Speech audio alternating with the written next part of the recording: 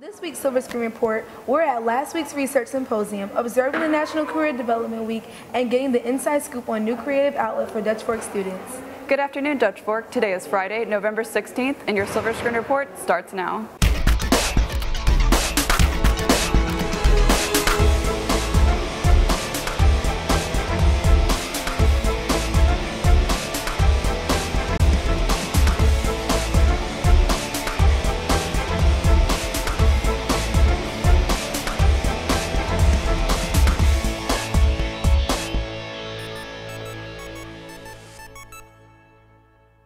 Classmen have an opportunity to take an AP Research class focused on self-chosen research topics. I was here in the Media Center for last week's research symposium. Science teacher Brittany Holden's research class presented their projects last Friday to students and faculty. Students in AP Seminar and AP Research learn how to properly research and carry out an investigation on some sort of topic. AP Seminar uses all of the skills. It's a skills-based class, and so they learn all the skills that they need to carry out their own projects in AP Research. It's kind of important to look and research into current events just to make sure that we're showing that we are active and we're constantly wanting to look into new careers and pathways and making sure that new issues are being brought to the surface. Class members choose their own topics to discuss and research. My topic is on drug delivery, and it's with using emulsions as drug delivery instead of the nanoparticles and other resources that we use now. And so we're focusing on resveratrol, which is an anti-inflammatory. So personally, I'm presenting on SNL, Saturday Night Live, and political satire, and seeing how different types of political satire in television programs can affect elections both regionally and nationally. The class provides to students recognition at numerous universities. Because A, you get the capstone, which looks good in colleges, and B, it is an interesting class if you find a subject that you're passionate about. Holden said she is proud of her students' work. I was proud of all of my students and their professionalism and how they took ownership of their projects and their learning. This has been Allie Sessions with your Silver Screen Report. Today marks the end of National Career Development Week. Trey Wood looks into how Dutch Fork participated. National Career Development Week is the main event of National Career Development Month. This year, Dutch Fork got involved. We celebrate it throughout the nation, and so this week we're celebrating here at Dutch Fork High School. Each day we're kind of implementing something for the students and the staff to really promote career readiness and awareness. Staff says thinking what can positively impact students on career goals this week intends to help with that. Once you graduate high school, you're in the real world, and if you don't have a plan set out, you're just basically wasting your time, and you won't probably get the job you want, and people will look at you different. They're actually starting earlier and earlier to make careers aware to students, even in the middle schools, so that you can be prepared. You can find something you're passionate about, and then you can work towards that goal as you leave high school. I think it's always nice just to be introspective and think about, your future and your plans. School counselors say they hope to help define students' futures through events like this. Students don't have an idea on what they want to do, so they need somebody to give them that little push and what an idea of what they need to do. My position, actually the career specialist position, was brought back to the high schools this year. So this is the first year in a while that this has been implemented, so I'm excited to make career readiness more available to students, and that's my goal, is to work with as many students as possible. This has been Trey Wood with your Silver Screen Report. For this week's Kids in the Hall, we asked students about their future career goals.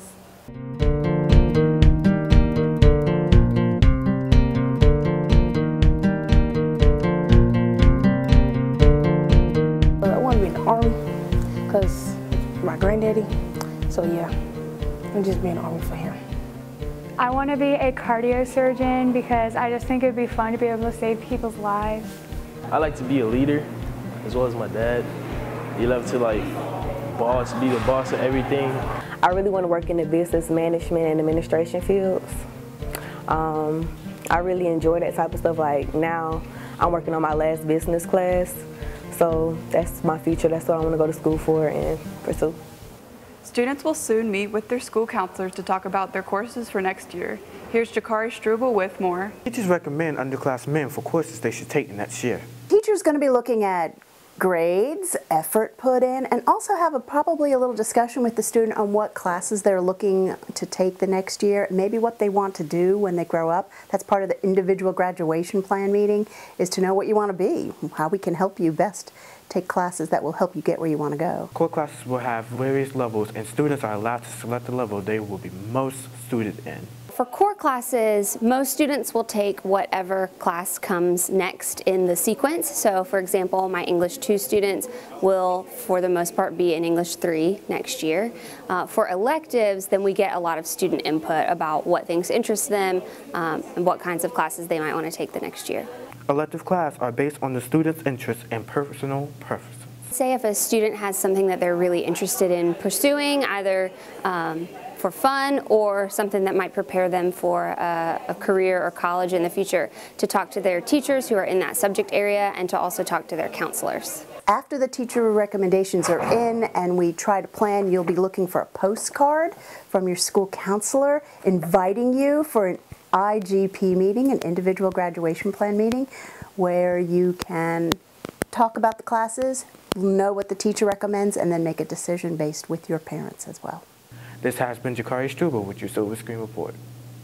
Although National Bullying Prevention Month was observed in October, the effects of bullying can last forever. Here's William Hall with the story. Bullying can take a mental and physical tolls on kids. Unfortunately, students say it has become common in school. Well, I've been bullied throughout my entire school life, from kindergarten throughout high school, and I mean, I haven't been bullied lately as much, but at the beginning of the school year, I was bullied a good bit for who I am, for what I do, you know, anything.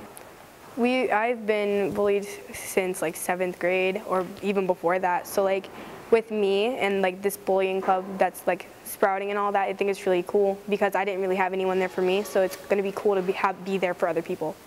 It's the fact that I know exactly what they people go through with that kind of stuff, how much it affects people, like emotionally. Students say they hope an anti-bullying club will help share stories and bullying for future generations. Everyone may get bullied in high school, but that doesn't mean future high schoolers, maybe 8th grade and this year, or like 7th grade or 6th grade, may coming in the next couple years. We don't want them to have to deal with the bullying. I'm hoping that it will be a positive impact, but part of me thinks that there'll be a lot of shy kids that won't want to join, and they don't want their parents to know and all this. So I feel like it should be a safe zone and very private. Students say that talking and showing more support to students is a way to keeping kids from being bullied right now. Start asking what's wrong.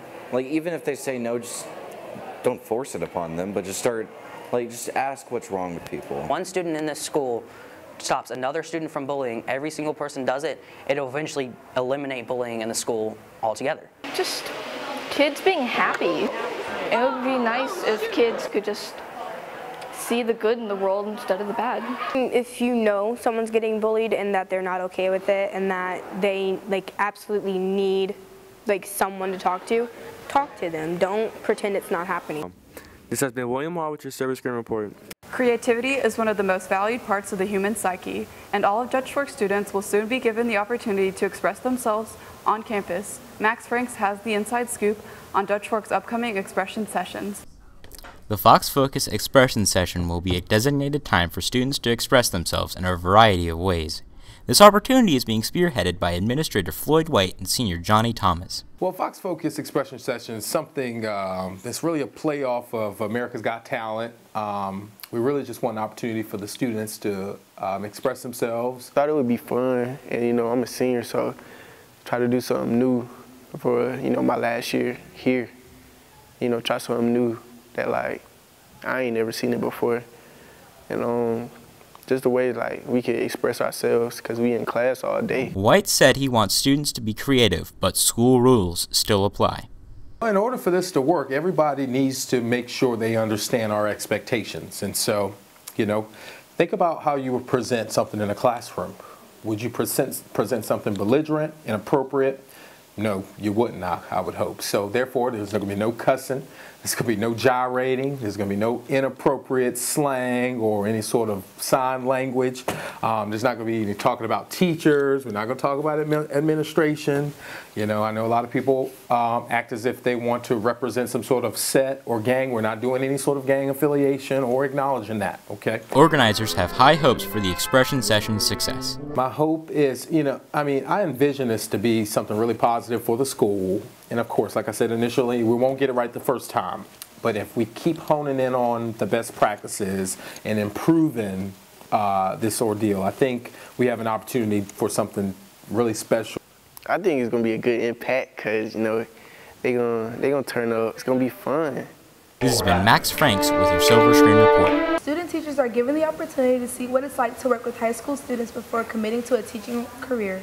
Lydia Bass introduced us to several of Dutch Fork's newest faces. Student teachers prepare themselves for their teaching career by observing teachers and conducting lessons.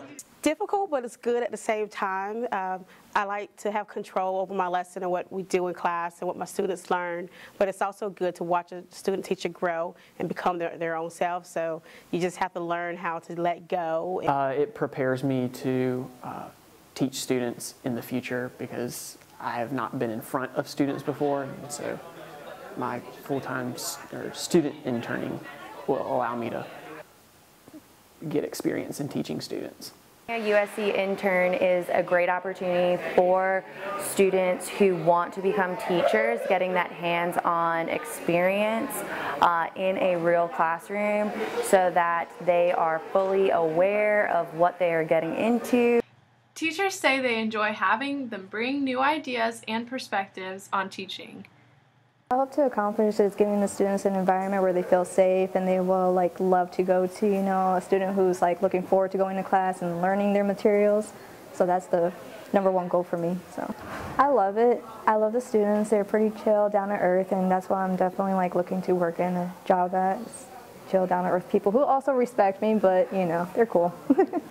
As student teachers are making the jump into their career, teachers give them advice on teaching.